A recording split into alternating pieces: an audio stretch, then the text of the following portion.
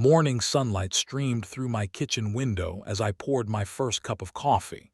The aroma of fresh brew mixed with the scent of dew-kissed grass drifting in from the open window. I stepped onto my porch and gazed across my 5-acre homestead, feeling the familiar sense of peace wash over me. This land had been my sanctuary for 7 years, ever since I left behind the suffocating concrete of city life. In the distance, I could see my prized roosters already strutting around their spacious enclosure beside the barn. Their feathers caught the morning light, transforming them into living jewels against the landscape. People often ask why roosters, of all things. They do not understand the magic of these birds, each one a living piece of agricultural history, bloodlines traced back centuries through careful breeding.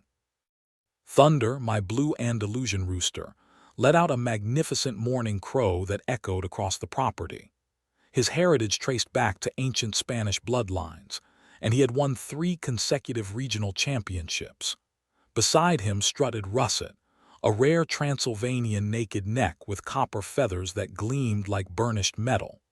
The others, Phantom, Monarch, and Duke, each represented different heritage breeds that had become increasingly rare in modern farming. I sipped my coffee and reviewed my morning chores. The roosters needed fresh water, feed, and their coop required cleaning. I also needed to prepare Thunder for the upcoming Heritage Poultry Show in Riverdale.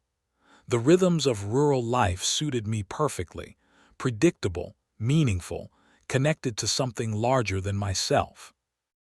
My phone pinged with a notification, pulling me from my morning reverie. It was an email from our neighborhood council with the subject line, "Official Notice, Formation of Whispering Pines Homeowners Association."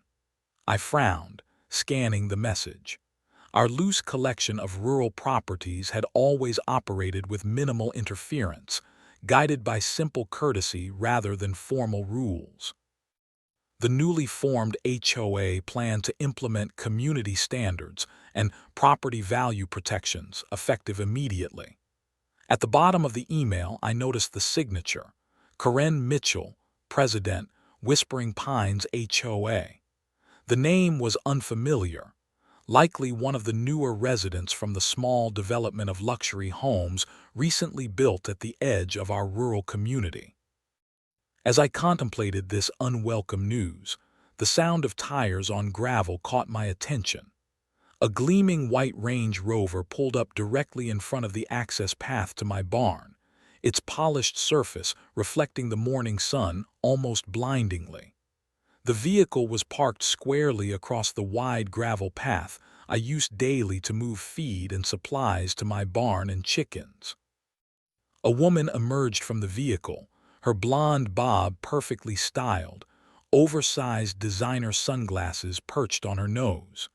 She wore a crisp beige pantsuit that looked remarkably out of place against our rural backdrop. She surveyed my property with a small notebook in hand.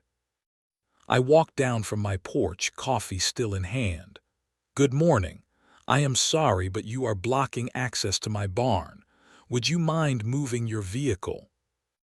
The woman turned, assessing me from behind her sunglasses before removing them with manicured fingers. "You must be Daniel Thompson. I am Karen Mitchell, the newly elected president of the Whispering Pines Homeowners Association." Her smile did not reach her eyes. "I am conducting our first official property inspection." "That is nice, but your car is blocking my barn access. I need to tend to my animals." Her smile tightened. "Actually, according to the property line survey, this is common area access. I am just making sure all residents follow the new rules." She gestured toward my rooster enclosure. "Those birds might be a concern under our new community standards." My grip tightened on my coffee mug. I have kept heritage breed roosters here for 7 years. My property was grandfathered in with agricultural exemptions when I purchased it. Karen flipped open her notebook. "We will see about that. The HOA has the authority to establish new guidelines for community aesthetics and noise control. She glanced pointedly at Thunder, who chose that moment to let out another impressive crow. I am parked legally, Mr. Thompson. You should familiarize yourself with the new HOA guidelines. As she turned her attention back to her notebook, dismissing me entirely, I felt something shift in the peaceful rural morning.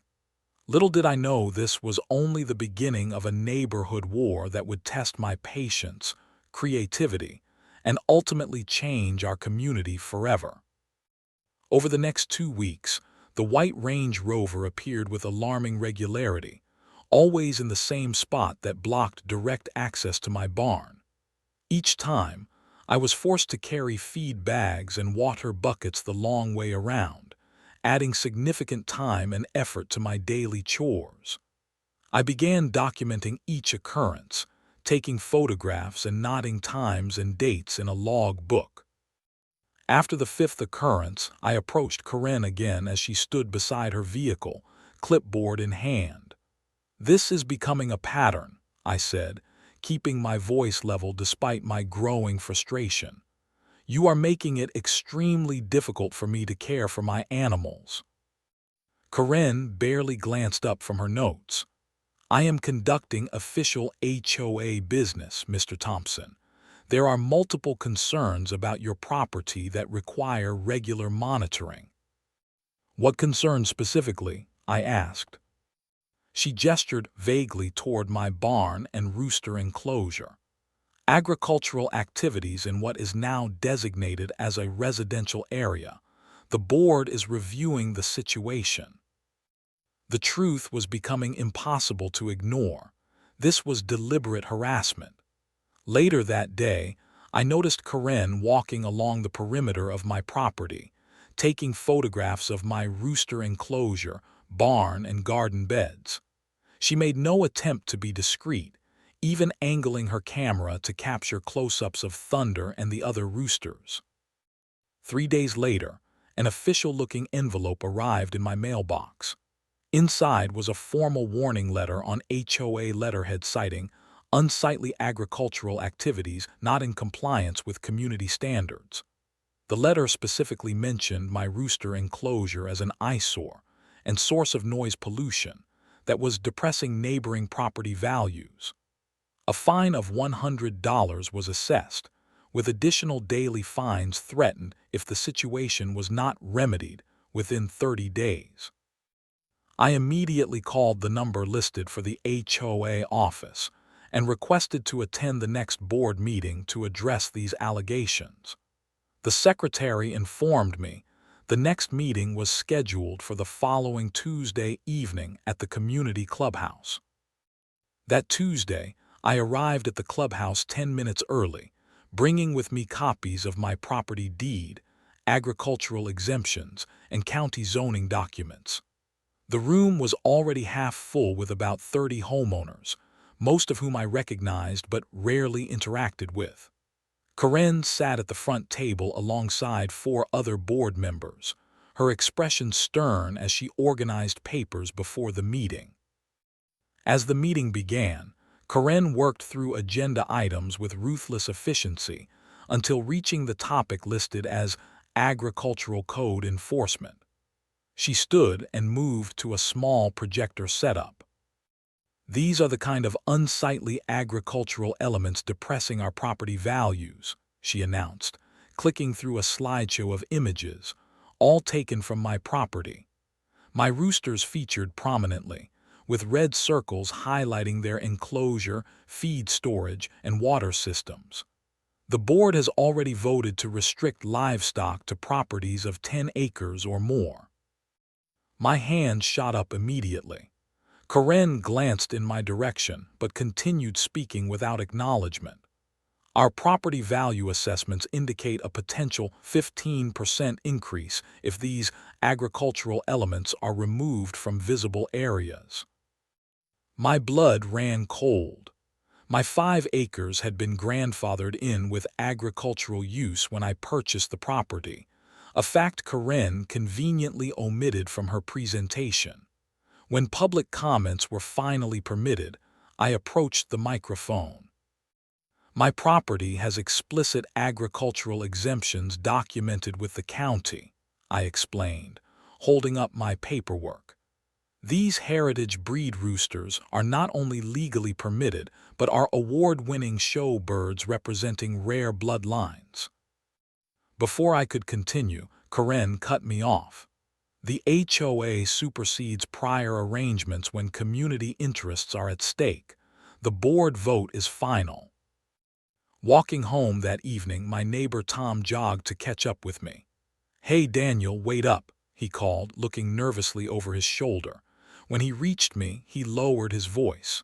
"She has been going door to door," he confided, showing people property estimates if the farm elements were removed from the neighborhood. But that is not all. Her husband's company has been buying up properties on the north side. "What company?" I asked. "Mitchell Development. They specialize in luxury subdivisions." Tom's expression was grim. "A lot of us moved here specifically because it was rural. We do not want to become another cookie-cutter subdivision." That night, I sat at my kitchen table drafting a formal letter.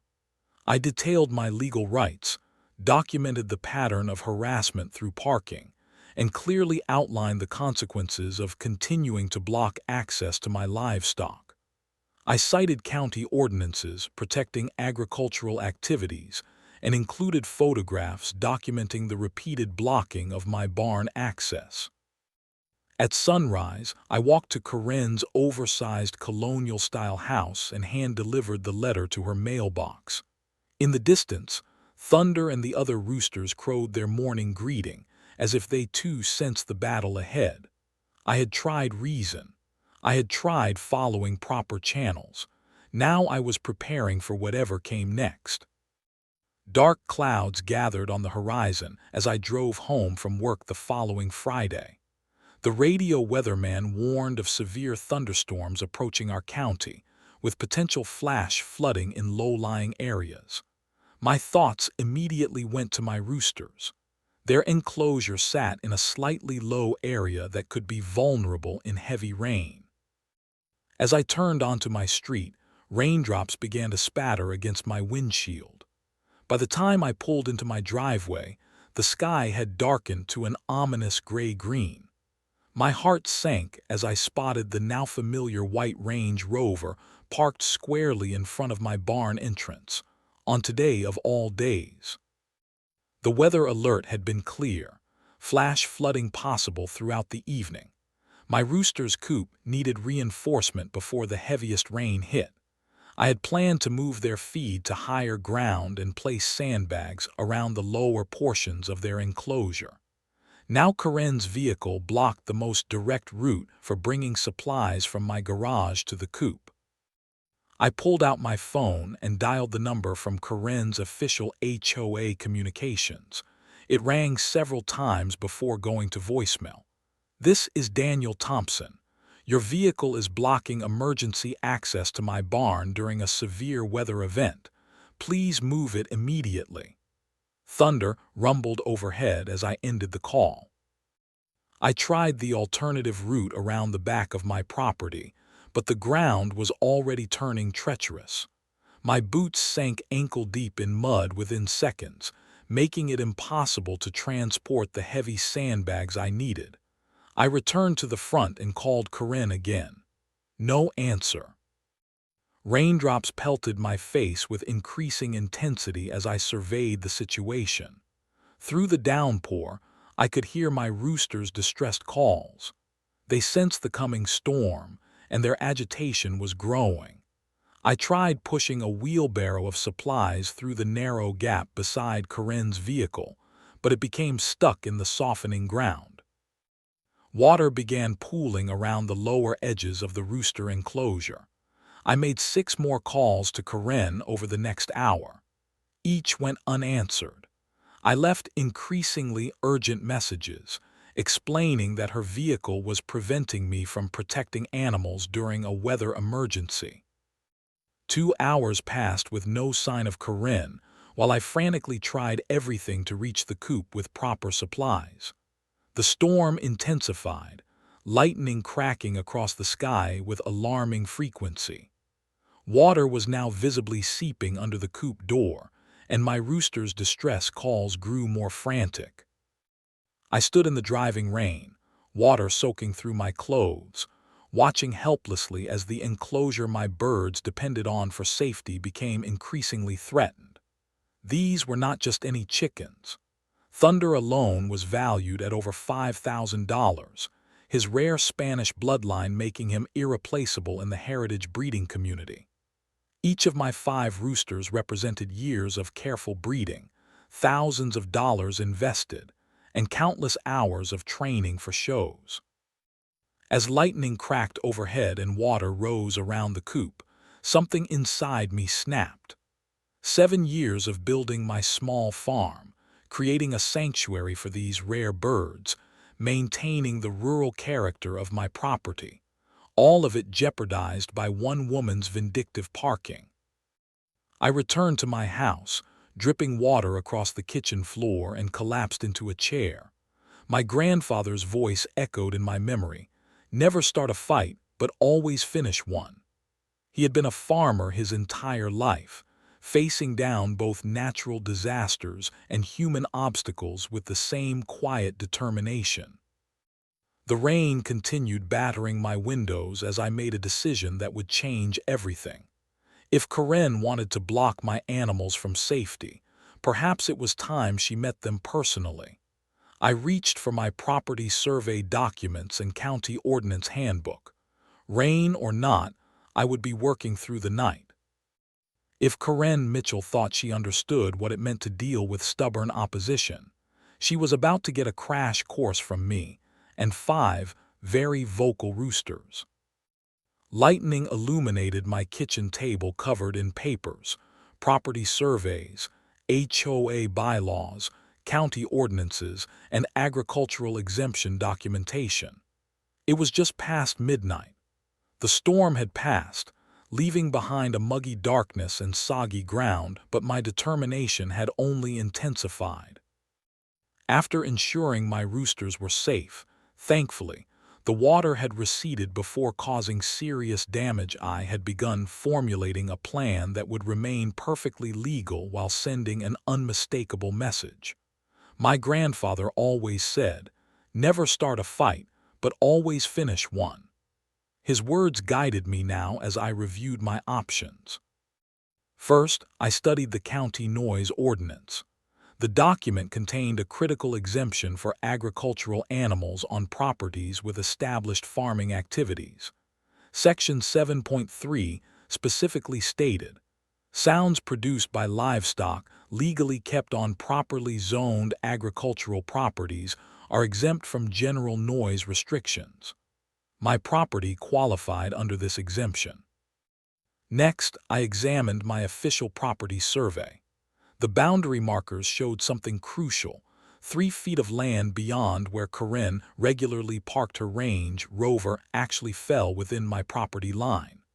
The gravel area was partially on a shared easement, but the edge nearest my home was unquestionably my land. I sipped cold coffee as another idea formed. During my years of breeding show roosters, I had observed their behavioral patterns extensively. My birds, particularly Thunder, had a fascinating sensitivity to certain stimuli. Bright lights and high-pitched sounds reliably triggered their crowing reflex, an evolutionary response designed to alert the flock to potential threats or changes in their environment. Car alarms, with their piercing electronic wail, were especially effective at triggering this response. I had discovered this accidentally when a delivery truck's alarm went off near the coop last year.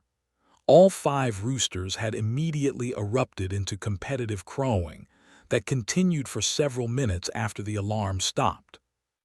By 2 a.m., I had a plan sketched out on graph paper. By 3 a.m., I was gathering materials from my garage and shed. By dawn, I was constructing a temporary enclosure positioned precisely on that 3-foot strip of my property adjacent to where Corinne always parked. The new structure was simple but secure. 4-foot-high wire fencing creating a comfortable 10 by 15-foot space with fresh bedding, water, and feed stations. I added a small shelter against morning dew and attached it seamlessly to a portion of the existing fence line so the roosters could be moved between enclosures as needed. Next came the technical components. I installed 3 motion-activated floodlights positioned strategically around the new enclosure. When triggered, they would bathe the area in bright, sudden illumination, exactly the kind of stimulus that prompted my roosters to crow. I carefully adjusted the sensors to activate only when someone approached from the direction of the parking area. For documentation purposes, I mounted a small, legal security camera focused exclusively on my property, the new enclosure, and the edge of the parking area that fell within my land. The camera would provide evidence that everything remained on my side of the property line and that no reasonable harassment occurred. My prized Andalusian rooster, Thunder, had a particular sensitivity to sudden stimuli, a trait shared by several of my most vocal birds. When startled or alert, Thunder could produce a crow measuring over 90 decibels. The other 4 birds, Russet, Phantom, Monarch, and Duke, were not far behind in volume. Together, they created what I affectionately called the Morning Symphony, a chorus capable of carrying across several acres. As the rising sun began painting the sky in pinks and oranges, I carefully transferred my 5 most vocal roosters to their new accommodations. Their magnificent feathers gleamed in the early morning light. Thunder's iridescent blue, Russet's copper, Phantom's silver-laced pattern, Monarch's black with green sheen, and Duke's golden spangled plumage. Each bird stood at attention, as if sensing their important role in the battle ahead. I checked my watch 6:45 a.m. From observing Corinne's routine, I knew her Thursday inspection walk was scheduled for precisely 7:30 a.m.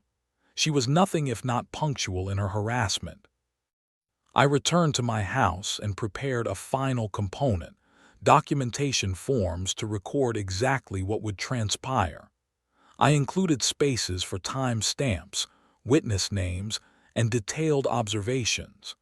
Everything needed to be meticulously documented for the inevitable HOA confrontation to follow. Through my kitchen window, I could see the new enclosure positioned perfectly alongside the spot where Corinne always parked. The roosters had settled in, already exploring their temporary home with curious pecks and scratches.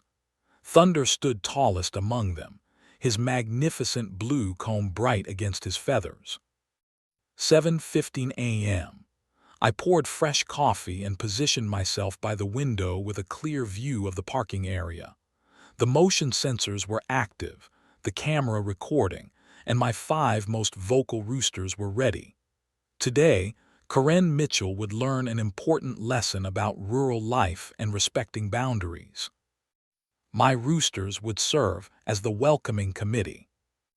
The white Range Rover pulled up at exactly 7:28 a.m., tires crunching on gravel as Corinne parked in her usual spot, right on schedule. I watched from my kitchen window, clipboard in hand, ready to document everything. The morning sun glinted off her vehicle, now positioned perfectly beside my new rooster enclosure, though from her vantage point, the setup was not immediately visible behind a decorative row of shrubs. Corinne emerged from her vehicle wearing a crisp navy pantsuit and carrying her HOA violation notebook. Her blonde bob remained perfectly in place as she straightened her jacket and surveyed my property with the now familiar look of disdain. She appeared completely oblivious to the welcoming committee just 3 feet away. I held my breath as she walked toward what she believed was the property line. The moment she stepped past her vehicle, moving toward my land, the first motion sensor triggered.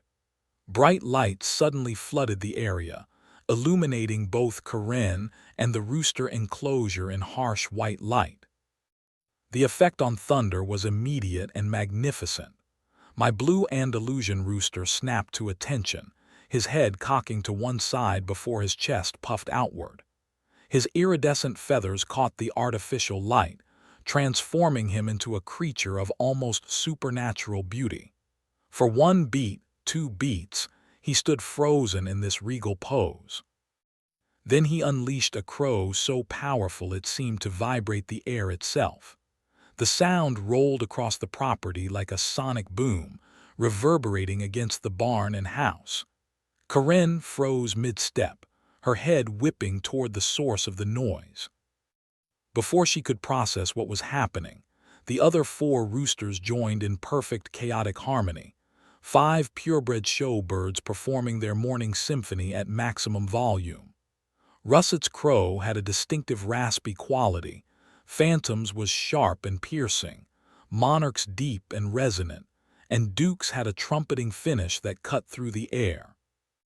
"What in the world?" Karen exclaimed, her voice barely audible over the roosters. Her expression transformed from confusion to shock as she fully registered the new enclosure and its occupants. The birds approached the fence nearest her, their iridescent feathers puffed to maximum size in a natural display of territoriality. Karen stepped closer, her face reddening as she realized the situation.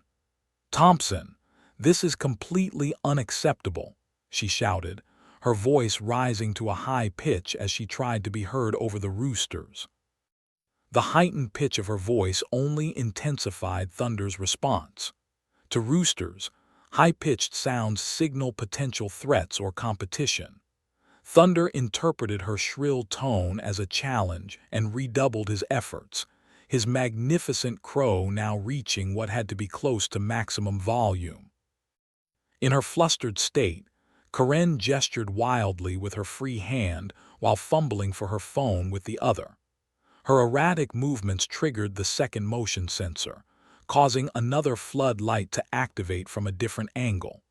This new stimulus sent the roosters into an even more frenzied state of alertness and crowing. "This is harassment," Karen shouted, stepping backward and accidentally bumping against her vehicle. The impact caused her to drop her keys, and when she bent to retrieve them, she inadvertently pressed the panic button on her key fob.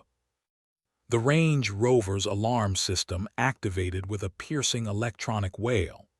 The effect was instantaneous and beyond my wildest expectations. All 5 roosters entered what can only be described as a competitive crowing frenzy, each bird determined to outperform the others in response to this new threat. The combined noise was extraordinary. The car alarm's electronic shriek layered with 5 distinct rooster crows created an acoustic experience that could likely be heard throughout the neighborhood. Karen frantically pressed buttons on her key fob, trying to silence her vehicle while simultaneously backing away from the enclosure. Doors began opening along the street. Neighbors emerged from their homes, some with coffee mugs in hand, others holding up phones to record the unfolding spectacle. Tom, my immediate neighbor, stood on his front porch wearing pajama pants and a t-shirt, making no attempt to hide his broad grin.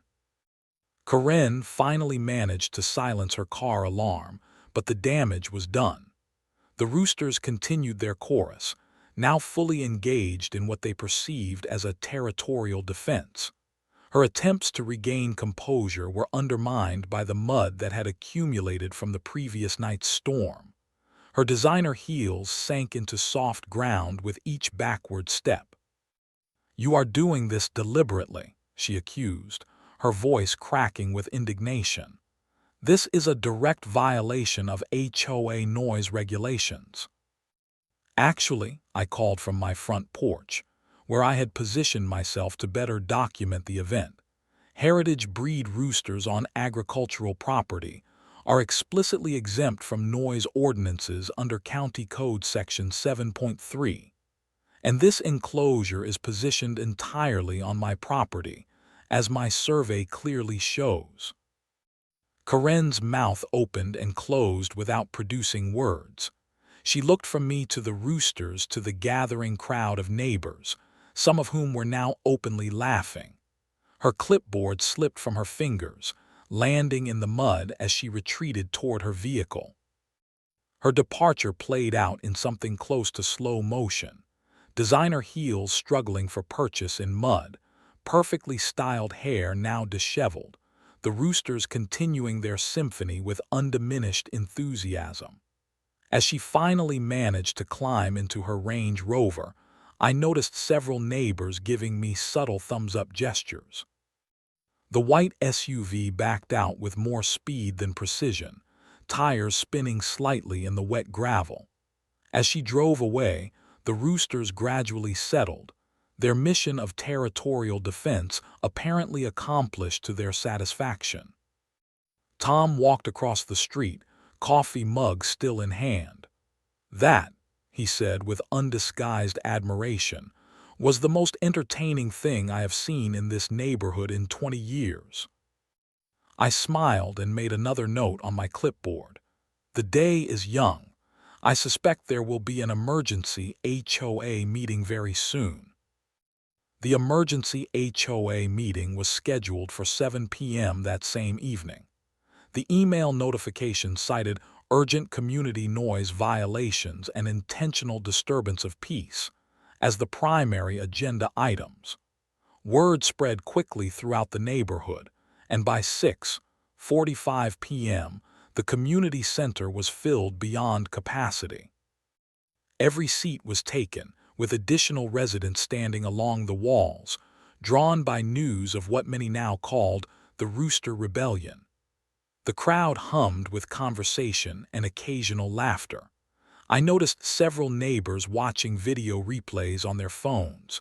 Apparently, the morning's events had been well documented from multiple angles. Karen arrived 5 minutes before the meeting, her composure restored. She wore a different pantsuit than the one that had been splattered with mud that morning, and her face was set in a mask of determination. The 4 other board members followed her, looking considerably less certain. At precisely 7 p.m., Karen called the meeting to order. "We are here to address a serious violation of community standards," she began, her voice tight with controlled anger. She moved to the podium and connected her laptop to the projector system. The screen filled with images of my property, focused particularly on the temporary rooster enclosure. Red circles highlighted areas Karen deemed problematic, annotated with citations from the HOA guidelines.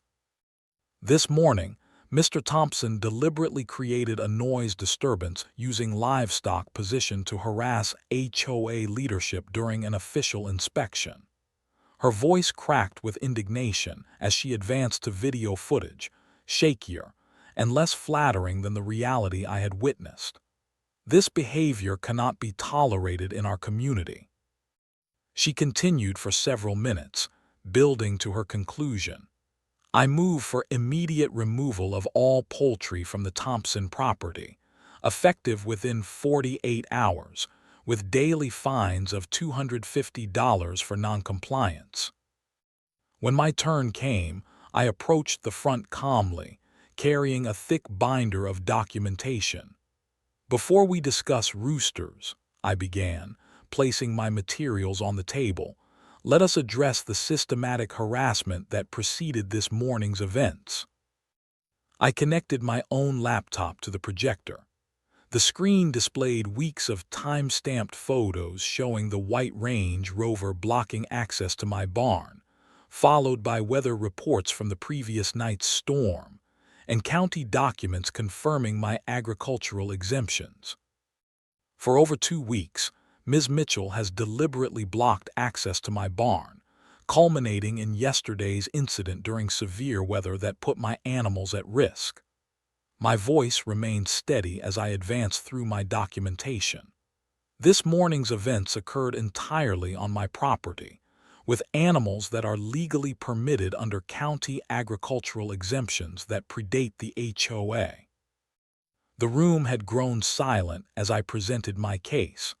I concluded by displaying the property survey showing the precise positioning of the temporary enclosure within my property boundaries. The roosters never left my property. The lights were legal security measures.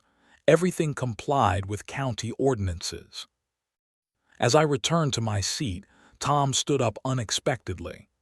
"I would like to speak," he said, moving to the front of the room. Corinne appeared ready to object but seemed to think better of it as she noticed the attentive audience. "Corinne has been targeting multiple homeowners," Tom announced, his typically quiet demeanor replaced with firm resolve. "Many of us have received similar harassment over minor issues, but there is something else you should know." He paused, looking directly at Corinne. "Mitchell Development Company has been purchasing foreclosed properties in our area, the same company owned by Corinne's husband." Murmurs spread through the crowd. Another neighbor, Elena from 2 streets over, stood up. "They approached me about selling my orchard property, said it would be more valuable as residential lots once the rural elements were removed from the neighborhood." 2 more neighbors came forward with similar accounts. Each revelation caused the murmurs to grow louder. Board member Janet removed her glasses, visibly troubled by what she was hearing. She leaned over to whisper something to the board secretary. "It seems we need to address more than roosters today," Janet said, her voice cutting through the growing noise in the room. "I move that we table the complaint against Mr. Thompson and instead discuss potential conflicts of interest within the HOA leadership." Corinne's face had drained of color. "That is not on the agenda," she protested. "I second the motion," called another board member, effectively overruling her objection. Janet called for an immediate vote on both parking regulations in shared access areas and the legitimacy of pre-existing agricultural activities. As hands raised around the room, the tide of community sentiment became unmistakable. Corinne's confident expression crumbled into disbelief as the vote count was announced. 47 in favor of protecting agricultural rights, 3 opposed. The parking regulation passed with similar numbers. As the meeting concluded, I noticed Corinne huddled with the remaining board members, her gestures becoming increasingly agitated. The community had spoken, and for the first time since the HOA's formation, they had found their voice. Spring sunshine bathed my property as neighbors gathered for the first annual Heritage Farm Day. 3 months had passed since the emergency meeting that transformed our neighborhood. Children laughed as they fed treats to Thunder and his feathered companions, now minor celebrities in our community. Corinne's resignation from the HOA board had been swift following the unanimous vote supporting pre-existing agricultural rights and implementing strict rules against blocking access to essential structures. The revelation of her husband's development interests had made her position untenable. Her white Range Rover had disappeared shortly after, sold, according to local gossip, to finance her family's sudden move to a fully urban development better suited to her tastes. The new HOA board, led by retired Judge Bill Thompson, had established reasonable guidelines that protected both rural traditions and modern residential needs. Rather than imposing rigid uniformity, the revised charter embraced the diverse character that had drawn many of us to the area in the first place. "Your roosters are magnificent," commented Elena as she admired Thunder's iridescent plumage. "I never realized heritage breeds were so important for genetic diversity." That had been an unexpected benefit of the whole ordeal. newfound community interest in agricultural preservation. What began as a neighborhood conflict had evolved into an educational opportunity. Today's event featured not only my roosters but displays about heritage gardening, beekeeping, and sustainable small-scale farming from several neighbors. Tom approached, carrying 2 glasses of fresh lemonade. "Quite a turnout," he observed, handing me one of the glasses. "Remember when half these people were signing Karen's petition against your unsightly agricultural elements?" I nodded, watching children tentatively offering feed to Russet, who gently pecked from their open palms. People fear what they do not understand. Karen exploited that fear. "Your birds saved our neighborhood," Tom commented. "People were afraid to speak up until they saw you fight back. Sometimes you need a dramatic example to shake people out of apathy." He was right.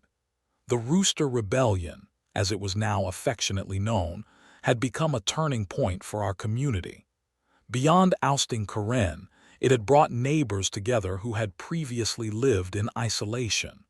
The shared experience of standing against overreach had created bonds that continued strengthening.